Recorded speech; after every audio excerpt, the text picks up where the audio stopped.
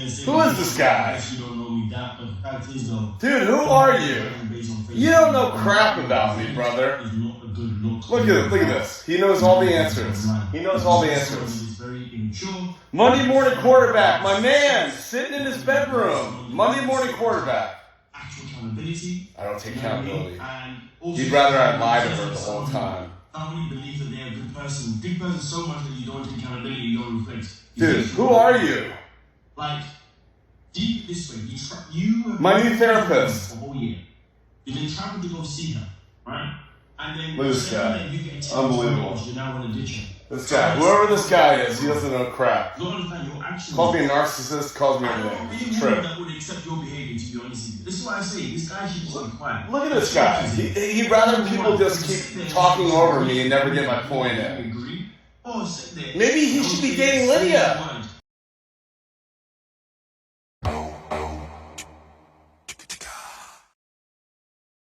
So Scotty decided to talk about what I had to say.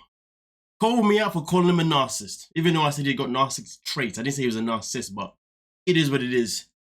Called me a Monday morning quarterback. Not a reference that I'm familiar with per se, you know. But I'm assuming it's someone that sits in a bedroom talking smack. I don't know. But I know what a quarterback is though, but I just don't know the reference. But it is what it is. Obviously, I'm from the UK, I'm not from the States. But listen, let's break this down. You know, so he talks about how I said he takes no accountability. And he also spoke about how I'm basically saying that he shouldn't be allowed to have a voice. All right, cool. Let's break it down. I'm going to start off in one section first and then go into another one. The first bit that I'm going to speak about is how much of a fraud this man is. And then you transition into the last bit of what I'm going to say. So tuck in your seatbelts, get your cup of teas, coffees, whatever it is that you drink in the morning. Sit back and relax. So let's talk about the fact that when this man allegedly claimed to be homeless, he made a CashApp account that backfired real quick and he deleted the freaking upload that he had made on his Instagram. So let's not forget, when he was on TikTok, he made a whole video about how he had become homeless, become broke, and had all of these things in his car. But then legit within the next 24 hours, he was back home with his dog. And since then, he's been uploading like Lydia Loca. I made a video about it. I called him out about it. And then obviously we are where we are, where he's obviously deleted this CashApp thing that he also uploaded within like the next 48 hours, I believe. So that's phase one of this conversation, of the fact that out of all things to call me out for, he's calling me out for something that happened on the show. Why is he not calling me out for something that actually happened in real time? Because you see, there's a difference with when I say something about someone based on them being in the show, because when they're on the show, everyone has this excuse of, but you don't know the ins and outs because the production team manipulate this, they manipulate that, they put this in there, they make me look this, da-da-da-da, so that's why anything that you say isn't really 100% valid, blah-de-blah-de-da-de-da. We've heard the same excuse, right? But he didn't use that one, which is fantastic. So instead, he would just focus on something that he could just say that I don't know what I'm talking about, but I'm not talking about something that I can definitely say that we all know what I'm talking about. And that was the fact that you faked being homeless, okay? Then you made a CashApp account, you posted it, and then you deleted it because people were like, hold on a minute, this guy's running some kind of a scam. Why didn't you call me out for that one though? Is it because you deleted the evidence of the CashApp account? Is that why? All right, cool. This is phase one. Exposing the difference of me calling him out for his reality TV and his real life reality, right? And the one that he calls me out for. So now let's focus on what he called me out for, and that is exactly what has happened on the show. Now, I want to remind everybody about one thing here. Two things, actually, to be fair. At the very beginning, before he flew all the way over to meet Lydia for the first time, he made it abundantly clear that he had been speaking to her for a certain amount of time, for about over a year or something like that, and he just felt like they had one hell of a connection, and he felt like she was going to be the woman for him. All right? Now, also later on the show, he then discloses that whenever they did speak, it would always be a short conversation. So speaking to her now, he's met her, was a bit more challenging. All right, cool. Now, also another thing I'm going to say to you guys, that earlier on when he first met Nicole in person, as well as Lydia now, Nicole confronted him and asked him, hey, so we hear that you was dating another woman from the southern part of America. and that you had been sending her money. I believe the figure I heard was 10K. It could be wrong, but it was around the K's, right? All right, cool. And at this time, he had not given any money to Lydia. Bear this in mind. No money, because she had asked for no money from him, because all she wanted was a man to finally make her into, to marry again, a man to be in love with again. So her feelings were 100% genuine in the relationship. Okay, to be fair, maybe I should date her, because at least I know her intentions of being with a man legit. She's not actually gonna want to be with me for my money, right? Not like I'm rich. It's a very good point. But let's just hang on to that one as well about the intentions of money. Now, Nicole's made the very good point at the very beginning, talking about you was with a young girl, you spent money on her. He then revealed that after all the money that he had spent, she then ghosted him. Nicole then obviously makes the jokes about, okay, so you give this girl all this money, but you come here to our land and you bring my mother nothing. We didn't ask for anything, but you didn't at least bring us something. And then obviously you bought her a bag. All right, cool, no worries. But bear in mind though, the motive is not money from Lydia and Nicole's side, which I will correct myself at the time. I thought that was it. But now I look at it and we look at the situation, the difference is, this is where we're building the picture. Now we fast forward to the scene when Scott decides to break up with Lydia. In that scene itself in particular, he says one of the reasons was the language barrier. One of the most lamest excuses going, because at the end of the day, if Lydia really was a woman that you really wanted to be with, like you said at the very beginning, you would have made every single effort possible to make sure that you two would be able to communicate some way, somehow. I mean, look at it this way. Chris, from the other way, Chris, who's always falling asleep and always ghosting her wife for the most part, even she knew how to use a translator. She traveled to Colombia with a translator, and she was able to use every single time without fail, as well as anyone else that has done that. This guy comes with a translator and he doesn't know how to use it. That was very fishy anyway. I wonder why he didn't teach himself how to use it. This is where we're getting to. I said I'm painting the picture here. So he's now breaking up Lydia, one, because language barrier. All right. Then also he's now breaking up also because the same girl that Nicole asked him about had re-entered his life. The same girl that she told him that she used for his money. He's now saying, "Oh, I'm gonna leave you because our language barrier is an issue, and also because so-and-so's come back in my life." I believe the girl was about 29 anyway. The same girl who ghosted him and took his money. All right. So in this situation now, Nicole's obviously lost her shiz because she doesn't like the fact that Scott's come in here and he's basically messed her mum around, which 100% he has. He talks about being honest. You have messed her around 100%. And I'm going to tell you this right here, right now. I quote, kind of.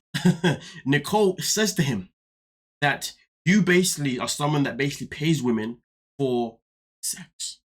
You know, the only reason a young woman can be interested on you is for money. You pay for pleasure from a woman. Wait, I'm paying for women? Yes, Wait. that is. When you are a sugar daddy, you pay for a woman. Yelling at you and screaming doesn't intimidate me. You can run now, bring my kids in here, because then they can defend me as well. Why did she say that? She wasn't necessarily calling the young lady in question someone who does that kind of line of work. No. She was just purely saying that at the end of the day, any woman that you come across that is a young girl, a young lady, they're using you for money. And the only reward that you get out of it is that they'll just sleep with you. That's the reward you get out of it.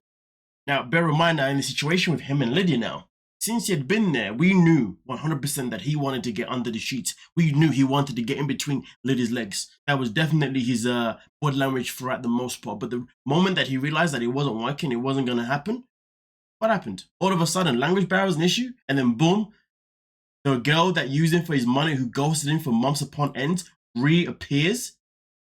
So what does he do? He does what any typical man that is hungry for just a woman to open her legs it will do. He was like, okay, you know what? I'm going to go back to the option that I know that's going to give me exactly what's going to satisfy me. Even if it means spending all my money, it is what it is.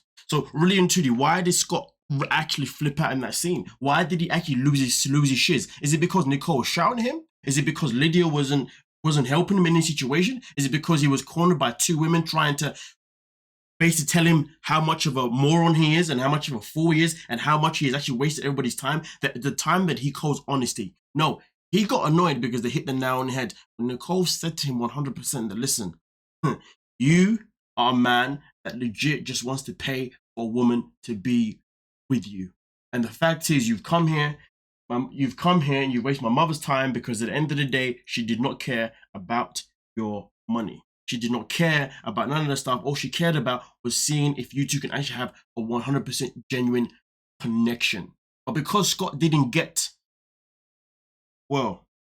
himself wet down there, you know what I mean? Because Lydia didn't give him the satisfaction down there, once an option came back that was more guaranteed, he flipped out. And he didn't like the fact that he was exposed for the fact that, well, in a nutshell, he is the definition of someone, I guess, is called a passport bro, I understand it is called. So while Scott sits there and talks about how I'm a Monday morning quarterback, yes, a Monday morning quarterback, that's my American accent right there, like, y'all, yes. So whilst he talks about me being a Monday morning quarterback, well, here's the thing though, and talks about how I don't know what I'm talking about. That's quite fascinating because I do.